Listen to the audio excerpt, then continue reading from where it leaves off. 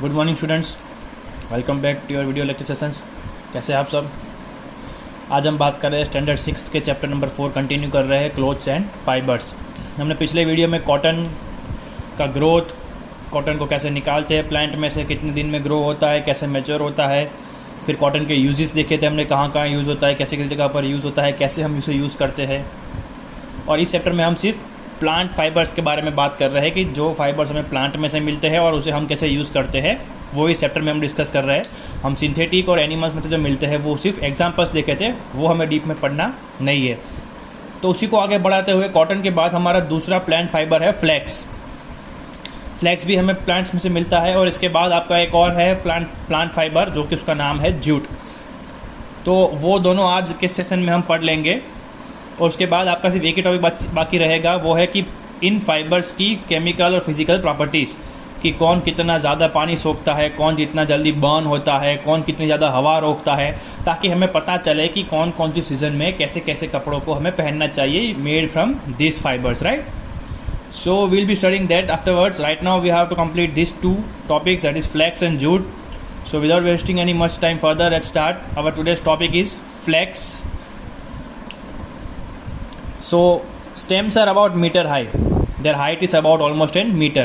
वो 1 मीटर जितने ऊंचे होते हैं। They've got small leaves and blue flowers. Right? Many plants have got small leaves and big leaves. But to easily identify flax plants, we've got two things for us. That is, it's got small leaves and they have blue flowers. Right? About a meter high is their height. 1 metre height होती है उनकी। They have got small leaves, छोटे छोटे पत्ते होते हैं और blue colour के flowers होते हैं। Then fibers are present on the outer part of the stem. We all know the stem is the outer biggest part of the plant. Then afterwards, on getting mature, it turns into trunk, right? So that stem part contains the fibers. जो fibers उस plant में से मिलने वाले हैं वो stem के ऊपर लगे हुए होते हैं। So when they are about to mature, they are uprooted and submerged in the water. क्या होता है? What is been done that when they are about to get mature, जब वो प्लांट में से ट्री बनने वाले होते हैं, राइट, गेटिंग मैच्योर्ड, मतलब आप जब टीन एज ख़त्म करके एडल्टहुड में आते हो, 16, 17, 18 के बाद 19 और 20, बस उसके बाद आप बड़े हो जाते हो, यू आर लीगली मैच्योर। तो वैसे ही जब प्लांट्स आर गेटिंग मैच्योर्ड, उन्हें मैच्योर नहीं होने दिया जाता है, क्या किया जाता है, दे आर बीइंग अपरूटेड, उन्हें निकाल दिया जाता है। And they are submerge in the water, पानी के अंदर सबमर्ज किया जाता है, मतलब डुबा के रख देते हैं। अब वो पानी कैसा होता है, तो दैट वाटर इज़ स्टेगनेंट। अब स्टेगनेंट का मतलब आप लोगों ने 7th में पढ़ लिया है, लेकिन किसी को याद नहीं होगा क्योंकि पढ़ना किसे है, राइट। तो स्टेगनेंट का मतलब होता है स्टेडी, जो बहता पानी होता है वो नहीं, जो स्थिर पानी होता है तालाब का, कुएं का, जो स्टेगनेंट वाटर होता है, जो हिलता नहीं है, ऐसा का ऐसा पड़ा रहता है, that is called stagnant water, right. Unmoving water, unflowing water.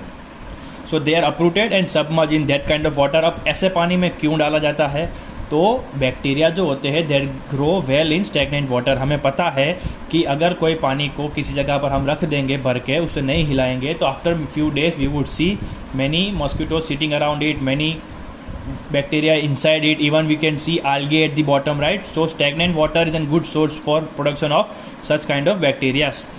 तो stagnant water में उन्हें डाल दिया जाता है। उसके बाद क्या होता है, the bacteria in it eats up the bacteria in it eats up, यहाँ पे बैक्टीरिया नहीं आएगा, गमी सब्सटेंस आएगा, एंड इज कॉल्ड रेटिंग। ये मैंने गलती से यहाँ पे वापस से बैक्टीरिया लिख दिया है।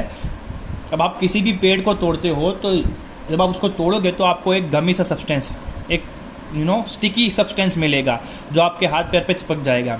वो उसका प्रोटेक्टिव ऑप्शन होता है कि अगर कोई गलती से उसे खाने की कोशिश करे या फिर उसे तोड़ दे, तो वो जो गमी सब्सटेंस है वो उसके ऊपर चिपक जाएगा, तो वो उसे खाएगा नहीं।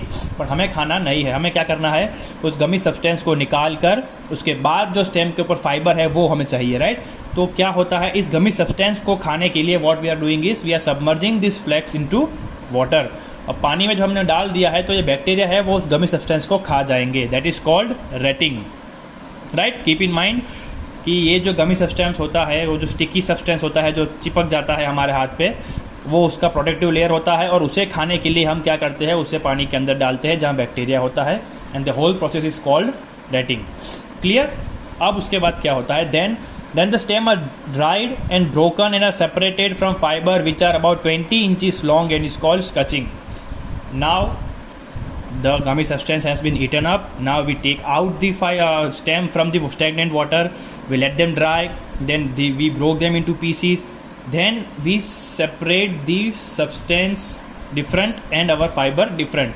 That means the stem is taken out differently, then and from them the flax has been taken out differently, and each flax is almost 20 inches long, right?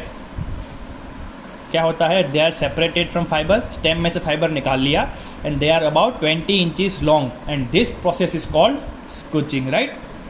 So two different process happens. First is retting, allowing the bacteria to eat up the gummy substance in the stagnant water, that is called retting, and after retting the stem is allowed to get dried, then the fiber has been separated, and this whole process is called scutching. And the fiber that we get is almost about 20 inches long. One flax fiber is almost 20 inches long, right? Now where do we use this flax? So the first point where this flax is used for making linen and laces. अब linen आपको पता है कपड़ा होता है, right? Just like cotton, linen is a type of cloth, and this flax is used to make those linen. Second is laces. Laces मतलब आपके जूतों की डोरियाँ, right? Laces is made from flax. Then for making fine paper. Now fine paper are used exceptionally only somewhere else, right? Like fine paper सिर्फ कहीं कहीं पर जगह use होता है, जैसे कि सिगरेट जो वाइट कलर की आती है, तो जो वाइट कलर का पेपर होता है ऊपर, that is called fine paper, और वो किससे बनता है? फ्लेक्स से, राइट? देन उसके बाद फ्लेक्स कहाँ यूज़ होता है? For making fishing nets. जो लोग मछुआरे होते हैं, वो जो जब मछलियाँ पकड़ने जाते हैं, तो जो नेट होती है वाइट या ब्लू कलर की, that is made from flax. Then linseed oil is used to make and mix paints and varnish and linoleum, right? linseed oil करके आता है, तो वो जब फ्लेक्स के साथ मिक्स होता है तो उससे क्या बनाया जाता है? पेंट्स बनाए जाते हैं. वार्निश क्या होता है आपको बता दूं मैं. वार्निश मतलब लकड़ों के ऊपर जो ब्राउन कलर मेंटेन रखने के लिए हम जो लेयर लगाते हैं, जो लिक्विड हम घिसते हैं ताकि उसकी फिनिशिंग आ जाए, उसकी शाइन कभी ना जाए, राइट? और वो नया का नया दिखे लकड़े, दैट इज़ कॉल्ड वार्निशिंग. और उसके बाद है लिनोलियम. तो लिनोलियम भी एक शीट आता है लकड़े का, नॉट लकड़ा, सनमाइका जैसा आता है, that is called linoleum, right? अब यहाँ पर आपका फ्लेक्स खत्म होता है. Now we are moving ahead to our next topic, that is jute. So the next topic of our is jute. Just like flax, इसके भी थोड़े बहुत सेम स्टेप्स है, बट देख लेते हैं. That mainly cultivated in India and Bangladesh. Jute is mainly cultivated only in two countries, that is India and Bangladesh. अब उसके लिए क्या रिक्वायरमेंट होती है ग्रो होने के लिए? तो it requires low land and plenty of H2O. H2O means water, right?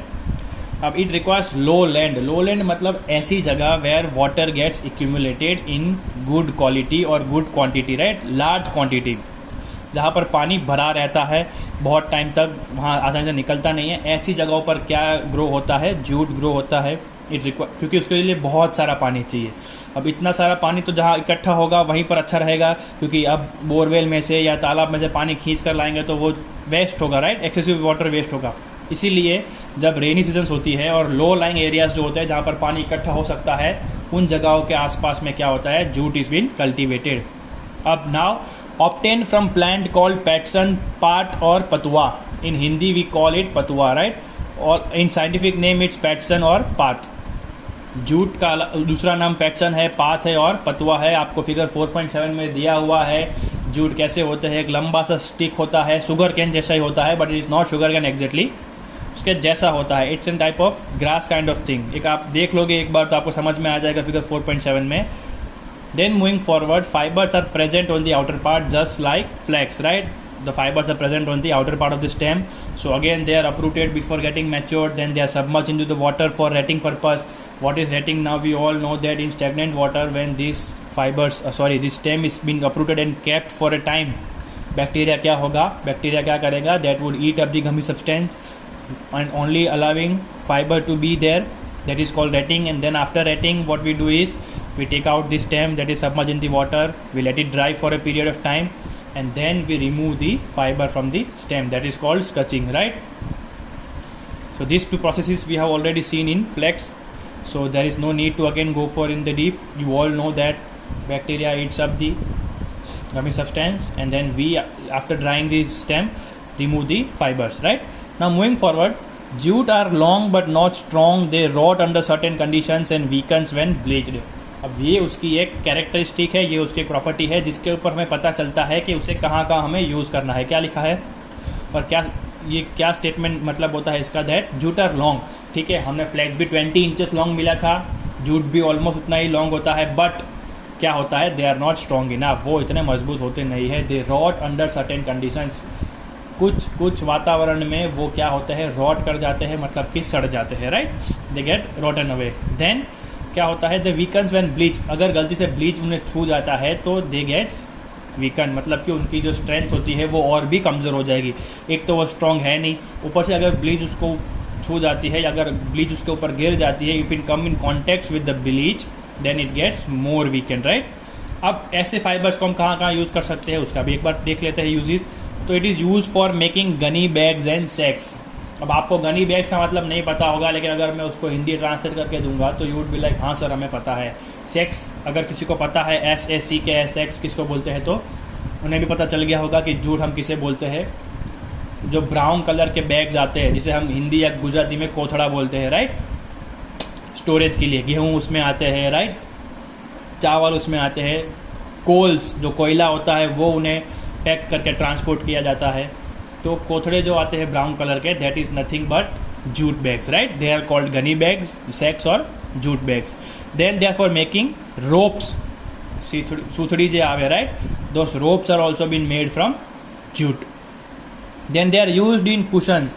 हमने आगे ही डिस्कस किया था that now we are studying in an good reputed school and we are getting to learn new things, so we cannot be unaware of things that are being called in daily languages. जैसे कि ओसिका ने pillow कहवाय. Right, pillow, PILLOW, pillow.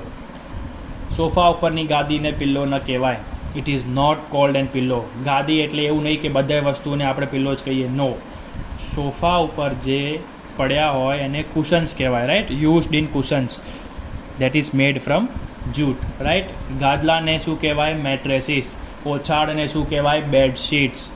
પડદાને શું કહેવાય, curtains. Right, so now you are all going to remember these words because it is used in day-to-day life and you cannot be blank at the time when people ask you. જ્યારે તમને કોઈ પૂછે કે તમે તો CBSE સ્કૂલમાં ભણો છો, તમને તો ખબર હશે. these are all minute details which you need to learn and keep in mind. તમને કોઈ કલ પૂછે, તમે ક્યાંક બહાર જાઓ ને કે આને શું કહેવાય, તમે બધી વસ્તુને પિલ્લો કહેશો તો બોઠા પડશો. બરાબર, અમારી ઇજ્જત જશે તમારી ભેગી કે શું ભણાવે તમે તમારા ટીચરો. પણ we are telling you are the one that is not keeping them in mind. તો આ વસ્તુઓ યાદ રાખજો. Then the last is also used in making clothes. Sometimes jute is also used in making different kind of clothes. Right, so here we end today's session.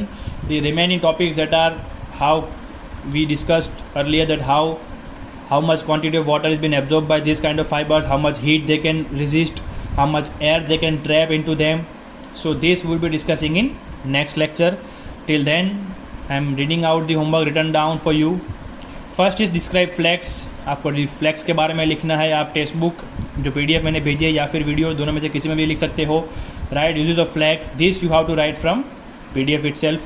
Third question is describe jute. You can write it from here और else from the PDF, whatever you suits better for your self.